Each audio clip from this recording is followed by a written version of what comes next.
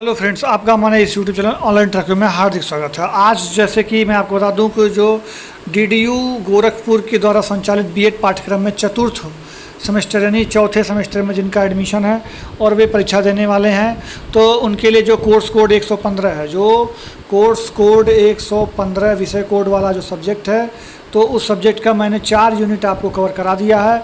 उसी से संबंधित ये 5वां यूनिट आपका लास्ट जो कि यूनिट होगा, जो कि मैं आपको कवर करा रहा हूँ। और इसका जो प्लेलिस्ट है वो मेरे चैनल पर बना हुआ है, आप वहाँ से जाकर देख सकते हैं। उसके साथ ही साथ आप वीडियो को लाइक कीजिएगा, चैनल को सब्सक्राइब कीजिएगा, और इसका जो पीडीएफ है वो आप अपने टेलीग्राम ग्रुप में पा सकते हैं, जो कि मैं आपको लास्ट में बता दूंगा कैसे जुड़ना है आपको।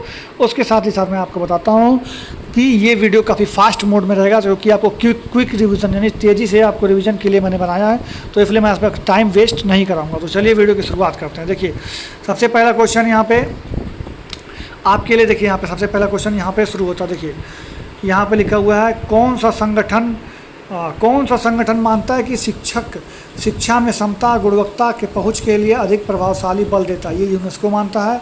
फिर लिखा है कि एनसीटीई को स्वतंत्र वैधानिक संस्था का दर्जा कब मिला था? तो 1993 में मिला था। तो ये सारी चीज़ें हो गई।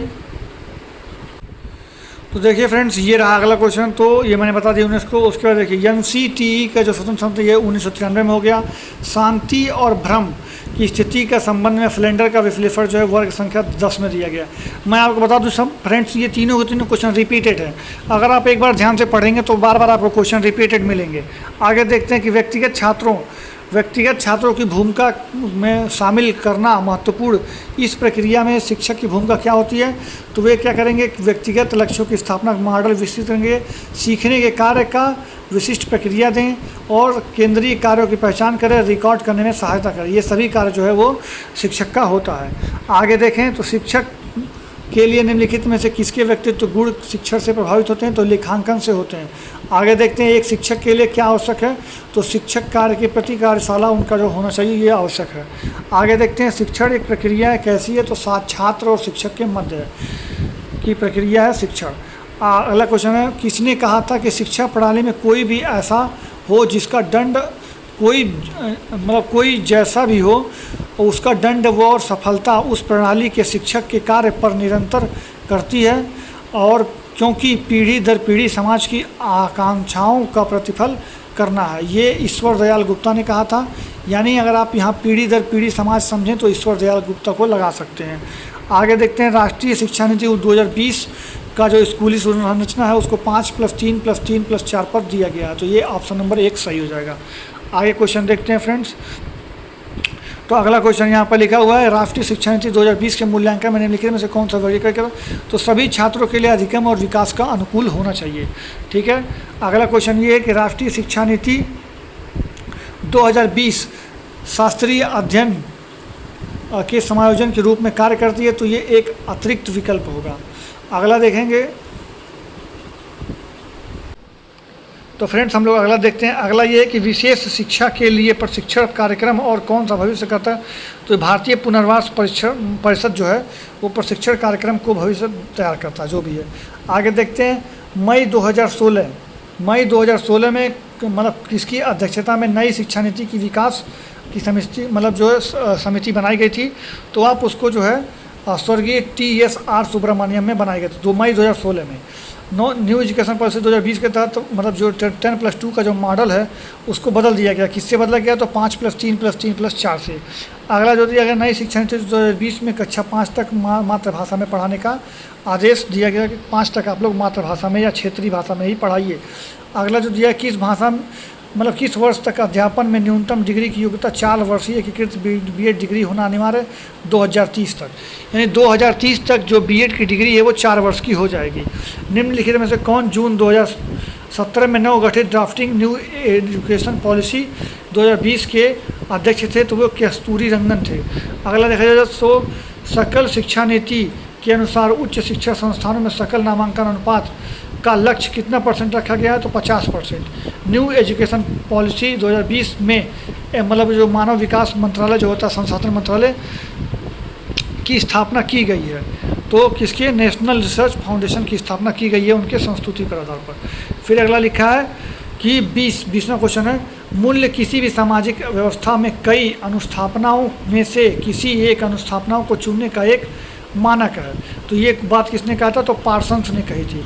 विश्वास की कोई चीज़ एक वांछनीय है, कोई चीज़, विश्वास की कोई चीज़ एवं वांछनीय होती है, कहलाती है वो मूल्य। फिर अगला देखते हैं, मूल्य शिक्षण का तात्पर्य क्या है? तो मूल्य शिक्षण का तात्पर्य जो होता है व्यक्तित्व का बहुआयामी विकास होता है। कौन सा सामाजिक मूल्य है? तो ईमानदारी जो होता है वो सामाजिक मूल्य होता है। मूल्य शिक्षा में कितने प्रकार के होते हैं? तो 2 प्रकार के होते हैं, आप देख सकते हैं। अगला क्वेश्चन देखते हैं।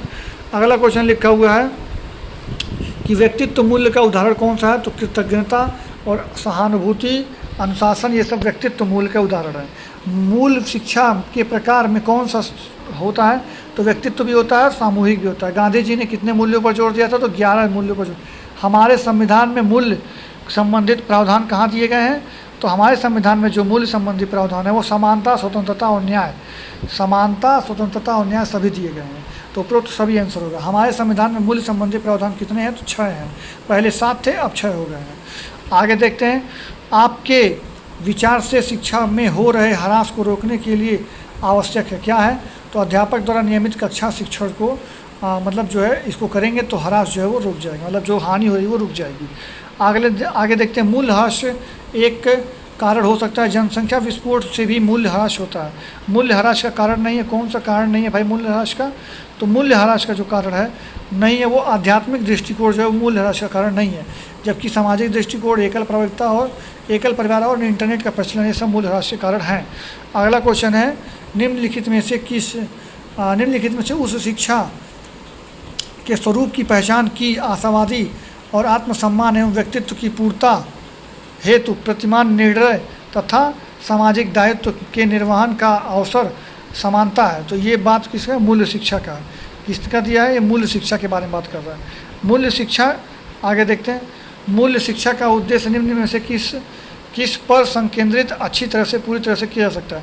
तो मानवीय मूल्यों के प्रति संवेदना के ऊपर किया जा सकता है। आगे देखते हैं, इंदिरा गांधी राष्ट्रीय मुक्त विश्वविद्यालय में कुल वर्तमान कुलाधिपति कौन होते हैं? तो जो राष्ट्रपति होता है वही होता है। तो इस समय राष्ट्रपति मुर्मू हैं तो मुर्मू होंगे, रामनाथ कोविंद पुराने हो गए। आगे देखते हैं, दूरस्थ शिक्षा पर केंद्रीय परामर्श समिति कौन थी? तो रामा रेड्डी समिति थी। मुस्लिम शिक्षा प्रारंभ बिस्मिल्लाह रस्म से होती है, जो कि 4 वर्ष 4 माह 4 दिन का जब लड़का हो जाता है तब होता है।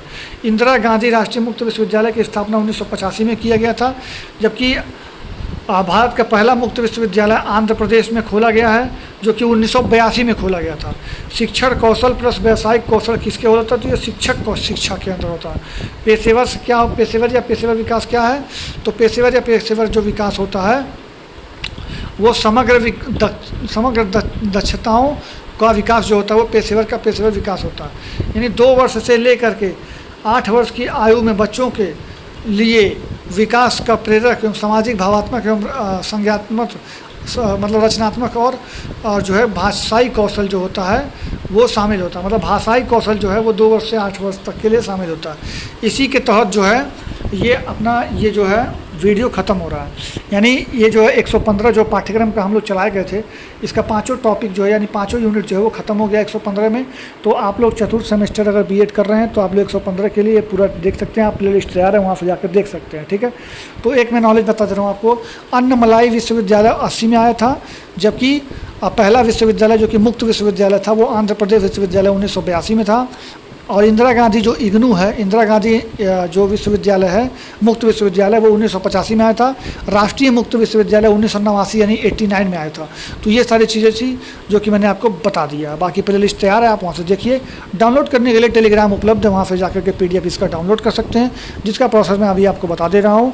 और वीडियो अच्छा लगे तो लाइक करें, चैनल को सब्सक्राइब करके बेल आइकन दबा दीजिए। मिलेंगे अगली वीडियो में। जय हिंद, जय भारत, धन्यवाद। आपको अपने टेलीग्राम ग्रुप में जाने के लिए यहाँ पे ऊपर सर्च करना होगा @ऑनलाइन ट्रैकवे। अपने टेलीग्राम खोलेगा, उसमें ऊपर सर्च करिएगा ऑनलाइन ट्रैकवे, स्पेलिंग ये रही।